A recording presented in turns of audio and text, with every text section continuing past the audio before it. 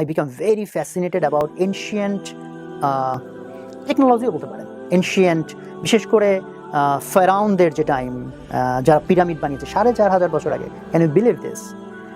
যারা অবেলিস্কের মতো জিনিস বানাইছে ১১০০ টন একটা সিঙ্গেল পাথরের ওজন। How did they handle this ৪,৫০০ বছর আগে? আই বিকাম রিয়েলি ফ্যাসিনেটেড যে কীভাবে এগুলো হয়েছে।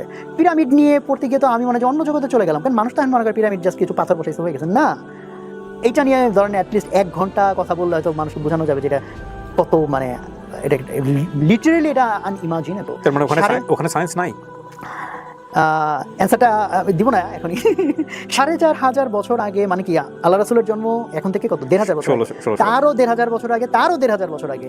সেই সময় যখন রিটেন হিস্ট্রি বলতেছে চাকাই আবিষ্কার হয়নি, তখন তারা পিরামিডের ভিতরে ৭০ টন ওজনের একটা গ্রানাইটের পাথর প্রায় ২২ তলা হাইটে উঠাইছে। ৭০ টন মানে একটু বুঝতে হবে, একটা ট্রাক নিতে পারে কয় টন? ৫ টন। ১৪টা ট্রাক লাগবে একটা পাথর নেওয়ার জন্য। সেরকম পাথর ২২ তলা হাইটে আপনি উঠাইছেন। উঠানোর পর ওই যে পিরামিডের যেটা ইনার চেম্বার, কিংস চেম্বার, সেই কিংস চেম্বারটা হচ্ছে প্রায় ২২ তলা হাইটে। সেখানে এক একটা গ্রানাইটের পাথর ৭০ টন ওজন, ওগুলোকে যে সেট করা হয়েছে perfectly vertical and perfectly horizontal, মানে যে লেভেলের প্রিসিশনের জন্য এখন লেজার টেকনোলজি লাগে, মানে এই উঠানো এবং পারফেক্টলি এটাকে সেট করা। এবং সেটার ভিতরে এত বেশি ম্যাথমেটিক্স, পাইয়ের ভ্যালু, গোল্ডেন রেশিও, মানে কয়টাকে বলবেন যে এটা হ্যাঁ হয়ে গেছে।